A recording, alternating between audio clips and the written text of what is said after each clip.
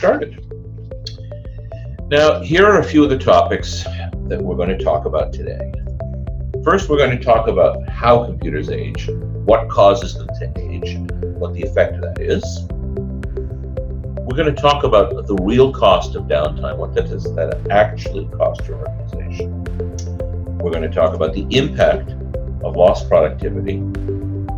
And finally, we want to talk, in addition, about some technologies that are not computers, but that are nevertheless technologies that could impact your overall productivity and have an impact on your business. We're also going to learn how to assess when it's time to replace your equipment, how modern solutions can increase your overall productivity, and of course, we're going to provide answers to your questions. Now, just before we get into the meat of today's discussion, here's something I'd like you to think about. We're all accustomed to thinking of computer hardware as a capital cost, a necessary asset, or maybe even a necessary evil for doing business. But I think it's fair to say that many of us don't spend a lot of time thinking about the cost of that equipment after we make the initial purchase. And that's why we think it's important to make you aware of the impact that aging equipment could have on your business. Now, here's an example that speaks to productivity. And what it basically says is that if you have employees who are being slowed down by old, slow computers, it could be costing you thousands of dollars every year. So let's have a look at these numbers.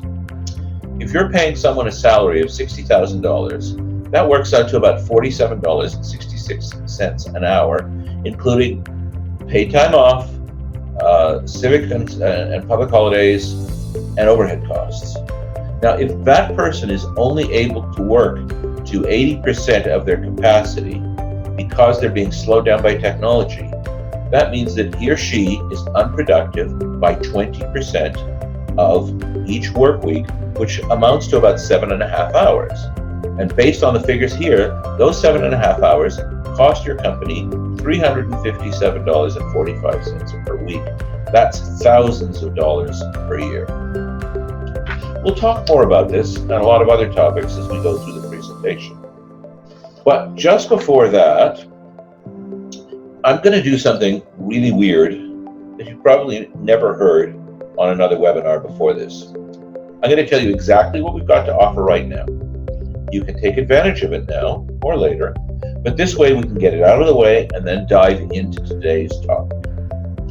We're going to be talking a lot about the impact of old, unreliable hardware on your business. So at the end of the session, I'm going to explain how you can get a free assessment to identify any of that old equipment. And we're going to offer all attendees a discount on any hardware purchases for the next couple of weeks. So please hang on until the end, and I'll explain how to take us up on both offers. And finally, just before we get rolling, I know there are a few of you here that were on the call today that I haven't met before. So for those folks, let me briefly introduce myself.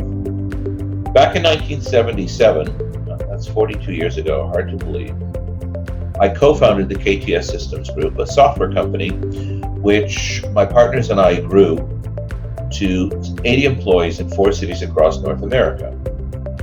Just before I sold the business in 1995, I had started up a networking and infrastructure business because it seemed pretty clear to me at the time that the network as the center of all things IT was really the way of the future. So when I sold KTS, it seemed a very natural path to create Connectability, a business which is entirely built around helping our clients to leverage the benefits of a connected world. And that's what I've been doing for the past 24 years. So on that note, let's get started.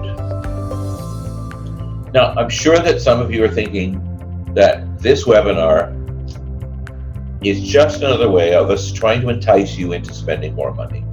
In fact, the reality is that we're hoping that by the end of today's session, you'll be armed with information that will help you to save your company a bunch of money. And just to give you one example, here's an estimate of the cost of lost productivity. And this estimate comes from a company whose entire business is measuring hardware warranties and reliability. And what it says is that the average cost to a business of a slow or unreliable computer for a single employee in any given year is nearly $7,700. That's based on 2.75% lost productivity, which, by the way, is a lot less than the numbers we were talking about earlier. So even at this reduced number, that's about 10 times more expensive than just replacing the old computer. Eating the cost of lost productivity is a whole lot more expensive than hardware. Now, if we're going to talk about the impact of old, slow computers, the most obvious question is, what makes that computer so slow? I mean, after all, when you first got it, it was probably pretty fast. But now, 3 years later, you sometimes feel like putting your fist through the screen as you sit there waiting for the progress bar to slowly crawl across the screen. So here are a few possible causes you might want to think about. Now, fortunately, we don't see this one, number one, too often. But if a computer is infected with viruses, trojans, worms, and other malware, it can definitely slow that down to a crawl. Now, the good news is that an effective antivirus and anti-malware solution can prevent this from happening to you. And if you're unfortunate enough to be infected, an effective virus removal tool will likely be able to restore your computer back to where it was. Another possible cause of slowness, one we see a bit more often, is a failing hard drive. And frankly, most of the time you won't see a message like this one.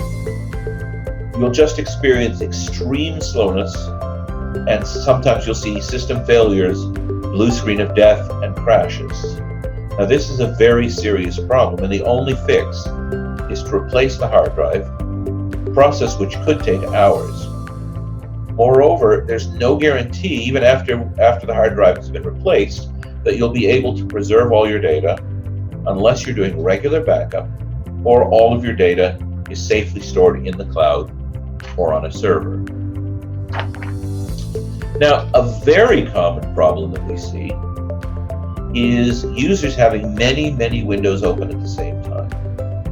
And the same thing applies to having many tabs open in your browser. The more tabs you have open, the more resources are consumed on your computer. And think about it this way: even though you have multiple tabs, in effect, each one of those tabs is another browser. So if you have 20 tabs open, you really have 20 browsers open. The tabs are just a convenience. And all of this results in slowdowns that are sometimes extremely noticeable. Now, sometimes this problem can be resolved just by adding RAM memory to your computer. But there's a much simpler solution. Just close some of your apps and keep the number of open tabs to a minimum. Here's another significant issue that we encounter, and this is particularly the case on Windows. And it results from the regular installation and removal of software programs. It's not uncommon for many of us to install and then remove and then install and then remove a lot of software on our computer. And every time we do that, information gets added to the Windows database and to the configuration files. We also install upgrades, patches, and service packs. In every case, Windows is adding information to those configuration files, and in particular to a database which is called the Windows Registry Hive. And over time, that causes this database to become very large and cumbersome, which results in the computer operating slowly. Now, there are tools, for example, CCleaner and System Mechanic, that can attempt to clean up that Windows registry database and improve your performance. But in my experience, they can only do so much. So, if you're looking for 100% performance and you're down to 40 or 50%, one of these tools might bring you back to 60 or 70. They're never going to get you to 100%. When a computer gets really slow and these tools don't make enough of a difference, unfortunately, there are really only two options left.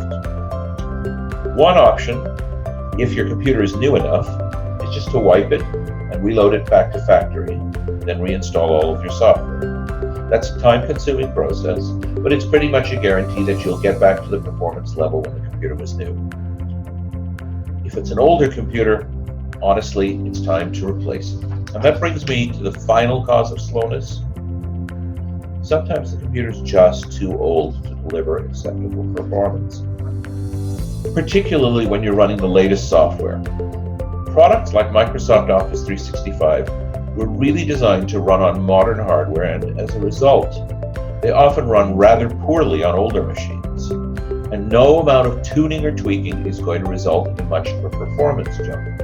Now remember that one of the biggest factors that is intangible is employee frustration. A frustrated employee will work more slowly. A frustrated employee may leave. All of that ends up costing your business money. And the fact is, the technology changes very quickly.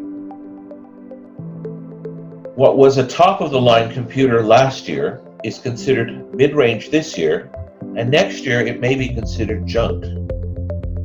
And if you'll forgive me for getting technical for a few minutes, I want to illustrate to you just how fast technology has changed. So if you look at this chart, and I'm not going to go over all the numbers, but what you will see is that over a 9-year period from 2007 to 2016, the average CPU, the average processor, the chip that's at the heart of your system, has gone from having 411 million transistors on that chip to over 3 billion. And that's 2016. As of today, the highest performance chips have over 8 billion. Performance has gone up from 2017 to 2016 over 9 times. And as of today, we're probably looking at double that. And it's more than just the CPU chip in your computer. An increasing number of computers are now being shipped with solid-state drives instead of the traditional hard drives that have moving magnetic heads and spinning platters. If you look at this chart, what you'll see is that a solid-state drive, an SSD, is anywhere from 4 times faster at the low end, up to 800 times faster on some operations than an old-fashioned hard drive. Even the RAM memory in a new computer is about 50% faster than the RAM memory that shipped in computers just 4 years ago. So the net result, once you factor in all of those things, is that a computer bought in 2019 is at least 3 to 5 times faster than the one you bought just 4 years ago. Now that's a really noticeable difference, especially if you're the person who happens to be sitting in front of that screen. And let me give you a tangible example, one that I think we can all relate to, and that's the time that it takes to reboot your computer. That's something we've all experienced far too many times. Now, if you're running a 4-year-old computer, if that computer is well maintained, and if you're very lucky, it will take 2 to 3 minutes to reboot. A 2019 computer with an SSD drive will boot in less than 20 seconds and sometimes less than 10 seconds. And on paper, that may not seem like a huge difference. But you believe me when I say, if you're the one who's sitting in front of the screen waiting, that difference feels like a lifetime. Well, so far we've only been talking about the impact of a slow computer. But what's the impact if your computer actually fails? If that happens, the costs add up much faster. Here's an example of what it might cost your business if a single computer fails and is out of service for just 2 days. Now, some of those costs are hard to nail down. For example, if you're on one of our gold or platinum managed services plans, there's no labor cost. But if the person who uses that computer can't do their job, what's the impact of that on your business? At a bare minimum, the cost of that outage is the same as just buying a new computer. And that's just the cost for a single user. What would happen if it was your server that failed? Well, now all of your users are impacted, and many of them, if not all of them, are going to be unable to do their work. So let's look at the numbers now as they relate to servers. The average manufacturer's warranty on a server is 3 years, although some inexpensive servers are only warranted for 1 year. And if you experience a failure once the server is out of warranty, here's some things you need to be aware of. First and foremost, you go to the bottom of the service queue. Service companies, whether you're dealing with HP or IBM or Dell, they look after their contract and warranty customers first. If you're an out-of-warranty customer, you're technically not a customer at all, and they have no incentive to rush to your aid. Second, they're not going to even make an appearance for less than 2 hours of their time. That's policy for every service company I've ever dealt with. And the hourly rate is pretty steep. And if you actually need a hardware repair, if they have to replace a system board or something, or a screen or something like that, the actual number of hours could be a lot more than 2. And finally, the cost of out-of-warranty parts is scary.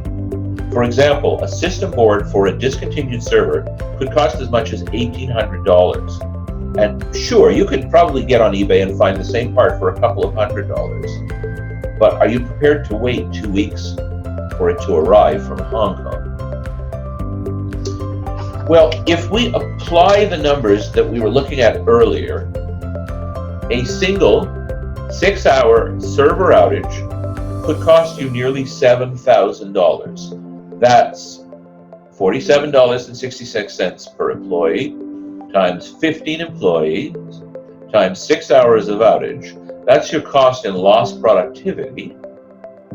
Here's the direct cost of repair, 2 hours of time plus a system board.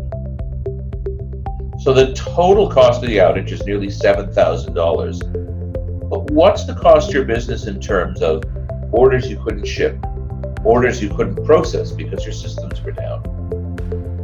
This, in fact, is a very conservative estimate. One of the leading research firms, that's Gartner Research, actually pegs the cost of a server outage at $5,600 US. That's $5,600 US per hour. And here's another thing to consider. Even if all of your computer equipment is running perfectly, Microsoft and other software vendors are constantly updating their software. And that older equipment may not be capable of running this newer software.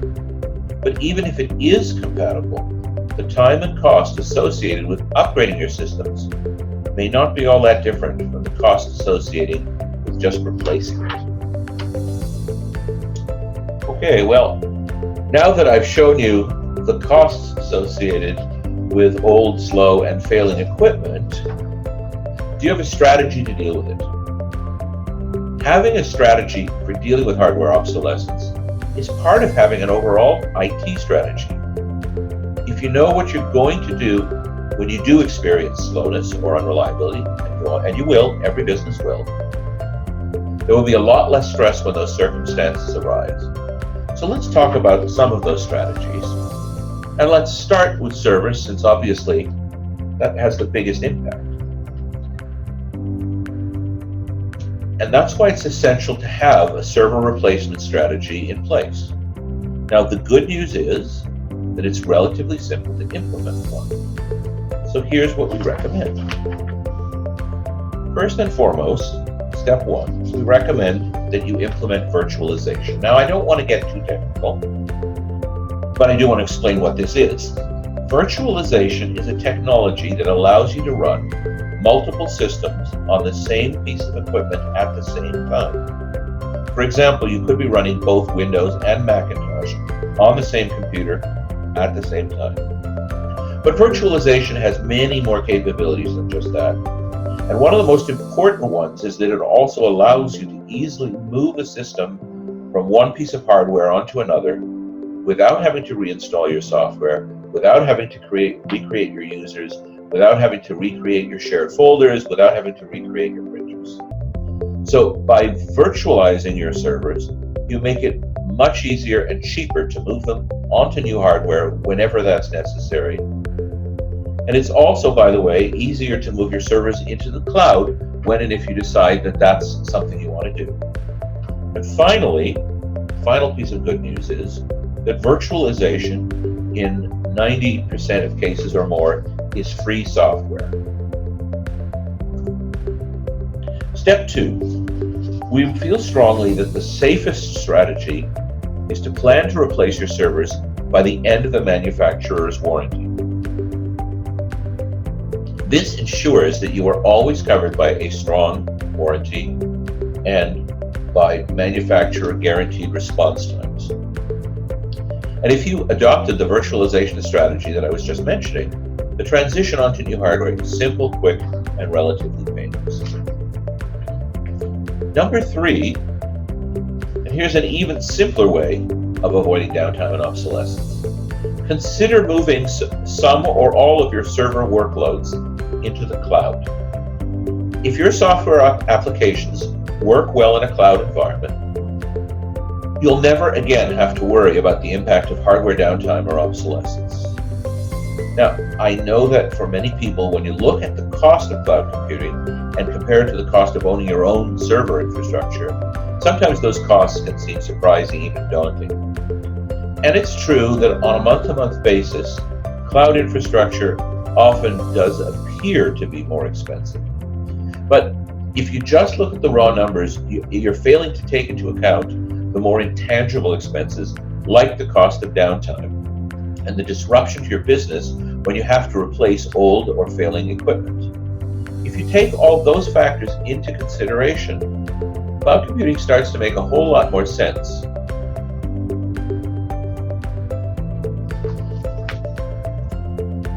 Now, it's actually pretty easy to evolve a strategy for upgrading or replacing your servers. But most businesses have a lot more workstations than they do servers, and understandably, no one has infinite funds for constantly replacing workstations. So here are a few possible strategies for workstation replacement that you might want to consider. And I've put together here 3 of the strategies we see most commonly. The first one is to replace all of your computers, roughly every 3 to 5 years, which is, by the way, the typical useful lifetime of a desktop computer. Now, in that respect, your mileage may vary, as the expression goes. A power user, someone who works on very large spreadsheets or does graphics-intensive work, well, that individual will likely need a new computer sooner than 5 years, potentially sooner than 3 years. But by contrast, a basic user, somebody who primarily does email and word processing, he or she may be able to wait as long as 5 years. A modified form of that strategy is to implement rolling replacements. And basically, the way that works is that you simply replace the oldest 1 or 2 computers every month. Or if your business only has a few computers, it might be every 2 months, or once a quarter, or twice a year. But the idea is that by following a rotating schedule, a revolving schedule, you make sure that your technology never lags too much. Another perfectly legitimate option is to wait until users start to complain about the speed of their computers. At that point, it may be worth spending an hour of a technician's time to see if the speed can be improved by tuning, by running a registry cleanup, as we talked about earlier, by running a disk defragmentation. There are a bunch of different techniques that we use. And if at the end of that hour you're finding there's still no significant improvement, then it's time to make sure that your employee is productive by replacing them. And in our experience, a lot of businesses will implement some combination of 2 or more of these strategies. Now, one final remark, and that is that it's important to distinguish between a slow computer and slow internet. We frequently hear users complaining about their computer being slow, and when we investigate, it turns out to be related to the speed of their internet connection or the current load on that internet connection, and nothing to do with their hardware. If you go ahead and replace a computer, and the problem is actually related to the internet, you don't get much benefit, if any. Now, a lot of times it's obvious where the problem lies, but if you have any doubt about it, we can help. Finally, I want to make you aware of a growing trend, especially south of the border. It's called Virtual Desktop Infrastructure, or VDI. In a VDI environment, the desktop computers are actually virtual machines running on a server in a data center or the cloud. The device on your desk simply acts as a dumb terminal. Now, this approach has several benefits. First of all, the device on your desk becomes irrelevant. All of the heavy lifting is actually done by the virtual server in the cloud, so you never, or very seldom, ever have to replace the actual computer on your desk. Second, if your virtual desktop computer becomes corrupt or unstable, it can be wiped and recreated in a matter of minutes remotely from the management console, and you'll be back up and running within minutes, not hours. Third, you can access the same desktop and the same files from any computer anywhere in the world. You have a totally consistent interface to all of your software and applications. And finally, you never have to worry about backup. Of course, there are negatives too. The biggest one is that right now this approach is quite pricey, typically somewhere between $100 and $150 per user desktop per month. Although we do expect those costs to go down over time. But if you factor in the fact that maintenance costs go way down, it may not actually be all that much more. It's also worth mentioning that you are completely at the mercy of the internet. If you lose your connection, there is no way to work offline. If you're sitting on an airplane, there is no way to work offline. So this infrastructure really works best for people who are totally office-based. Nonetheless, we think that this may very well be the direction of the future. Now, so far, we've been entirely focused on your organization's computers, and that's reasonable because they represent the majority of your IT investment. But computers are not the only piece of critical infrastructure in your environment. And if you ignore the other key elements, no matter how up-to-date your computers may be, you may not be getting maximum performance or security from your network. You could in fact be exposing yourself to serious security risks. So with that in mind, let's review some of the other key pieces of the puzzle. No matter how large or small your office may be, most of us have some form of Wi-Fi. With the proliferation of smartphones, tablets, laptops, and other devices, things like smart light switches, alarm systems, and for that matter, even things like smart refrigerators, having Wi-Fi is a necessity.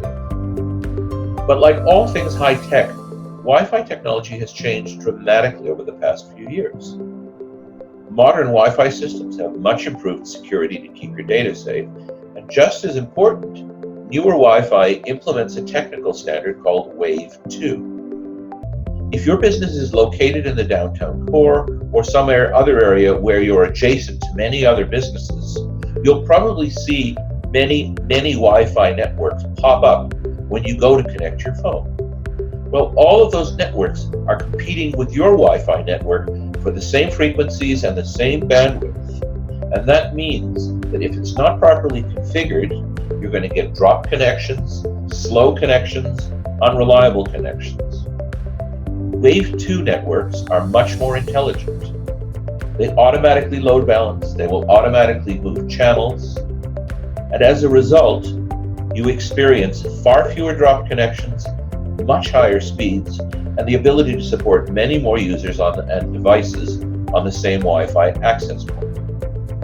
If you're still using the Wi-Fi that's built into the modem that was supplied to you by Bell or Rogers or whoever you're using, you're probably doing yourself a disservice.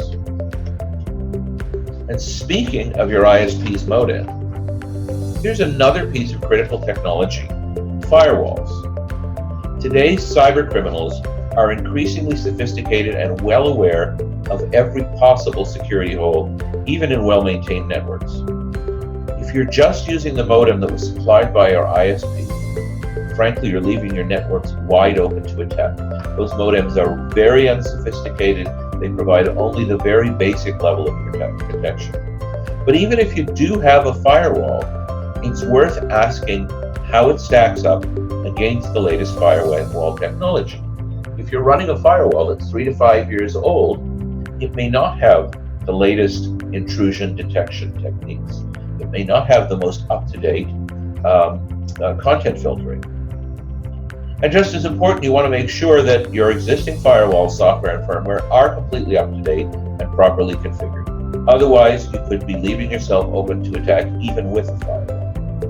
But the good news is that while having a modern firewall is essential, it's not expensive. And the final hardware element that I want to talk to you about are the Ethernet switches, the electronics that hold your network together, the glue of your network.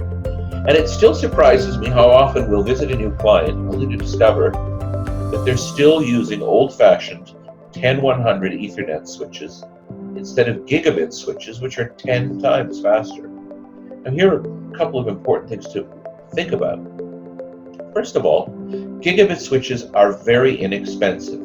When the technology was new, and that, by the way, was 25 years ago, that wasn't the case. They were, in fact, very expensive.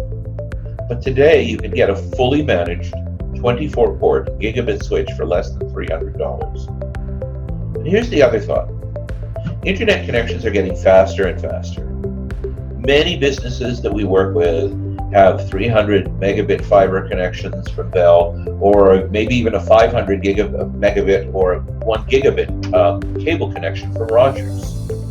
But if you're still using a 10100 switch, you're not getting nearly the speed that you're paying for. Because a 10100 switch will only go a maximum of 100 megabits. If you have gigabit Ethernet, it can't take advantage of that. One more comment on this subject. Even if you do have gigabit switches, are they managed switches? As networks become more complex, as more things become connected to them, there's also more risk, more opportunities for things to either fail or to cause problems. And the ability to diagnose those potential issues and to segment your network into multiple subnetworks for security or performance purposes becomes more and more important. A managed switch can do those things. An unmanaged switch cannot.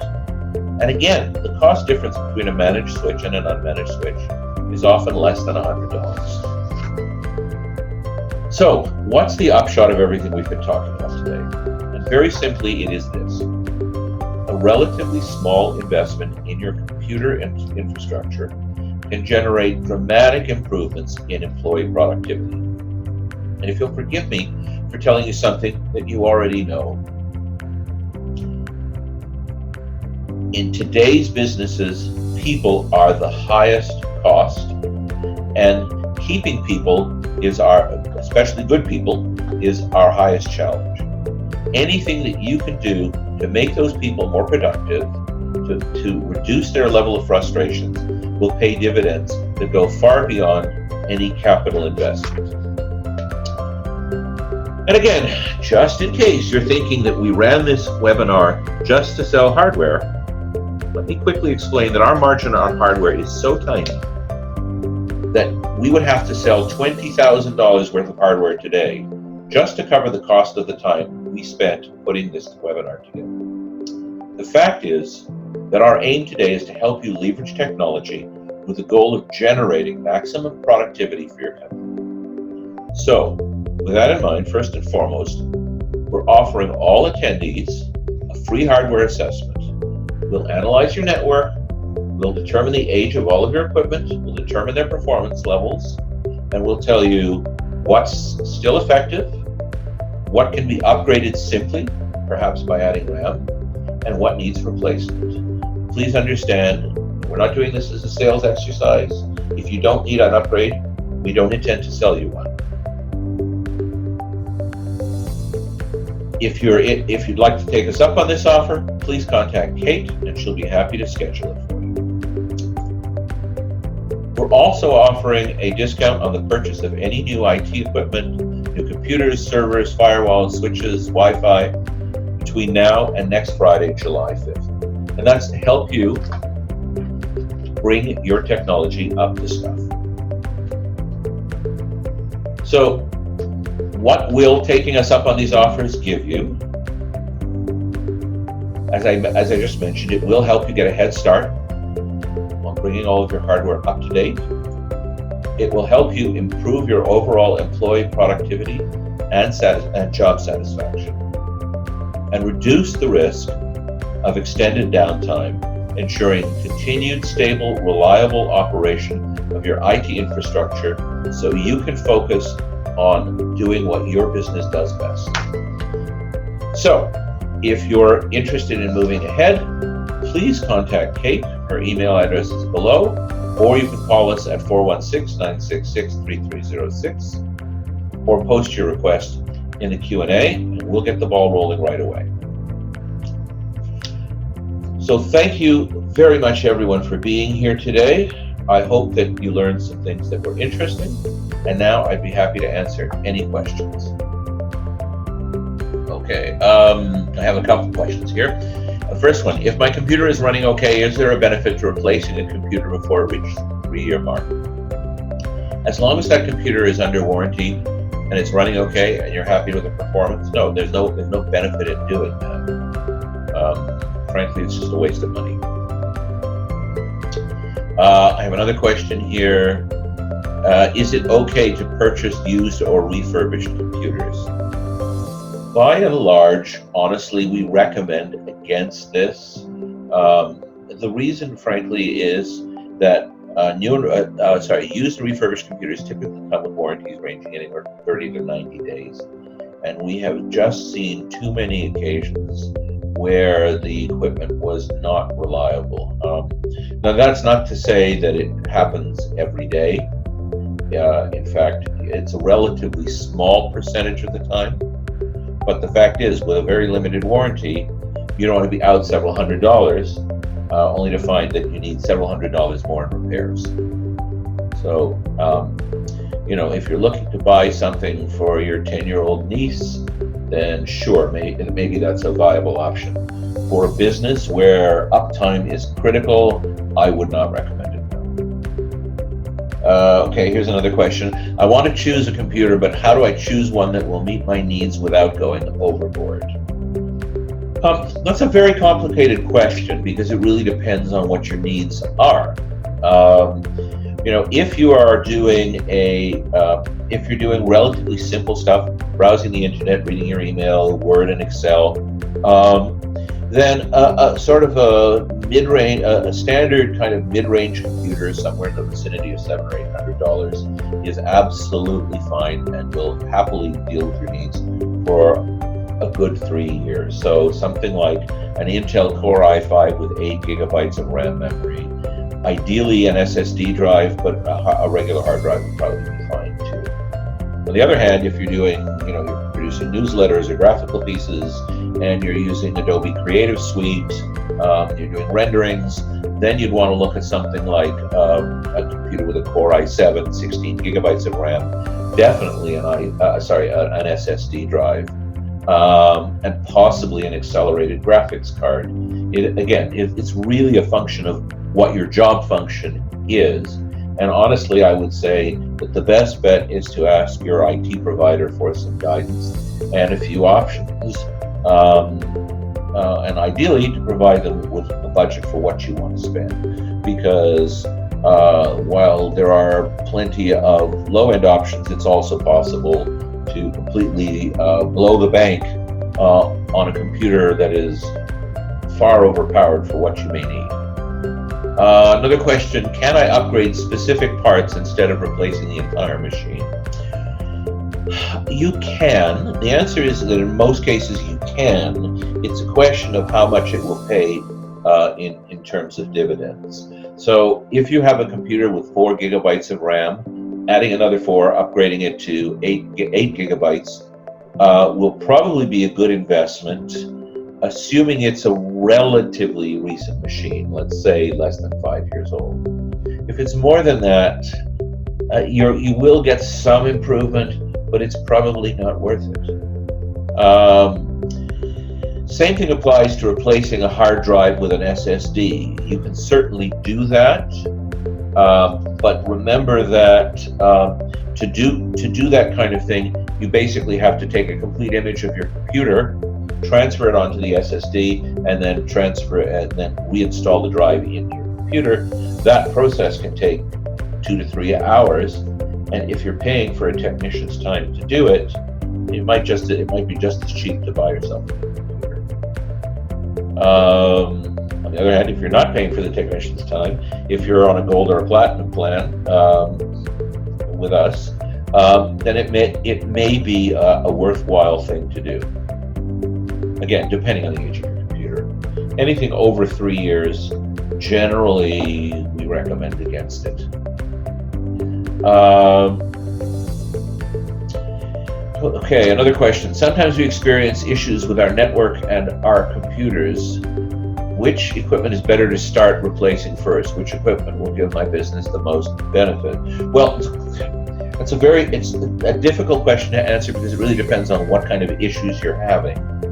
If you're talking about performance issues, again, we need to identify where the performance bottleneck is. As I mentioned when I was talking about replacing workstations, if in fact the bottleneck is your internet, then replacing the computer isn't going to get you any benefit. If the bottleneck is the internet, for example, and you're using 10100 switches, then I would say it's time to replace your switch with a gigabit switch. If the bottleneck is not the internet, then obviously replacing your computer is the right strategy, or upgrading it or tuning it. I mean, again, it really depends on the age of the computer and what it's being used for. And sometimes another strategy is, if the computer's running okay, and it's fairly recent, so let's say it's 2 years old, but the person who's using it needs more power, then maybe what you want to do is buy that person a new computer, wipe their existing one, so reset it back to factory and give it to another employee. So they get effectively a sort of a 2-year new computer, and the power user gets a new computer. Okay, so on that note, I'd like to thank everybody for being here today. I do hope you found it useful. We will be scheduling another webinar for the fall, and we'll let you know the details probably within the next few weeks. But in the meantime, thank you for your time and attention today. If you'd like to take us up on our offers, please reach out to us at katem@connectability.com or 416-966-3306. Or at any time, if you have any issues or questions, we're there to help. So thank you again, and I wish you all happy, safe, reliable computing.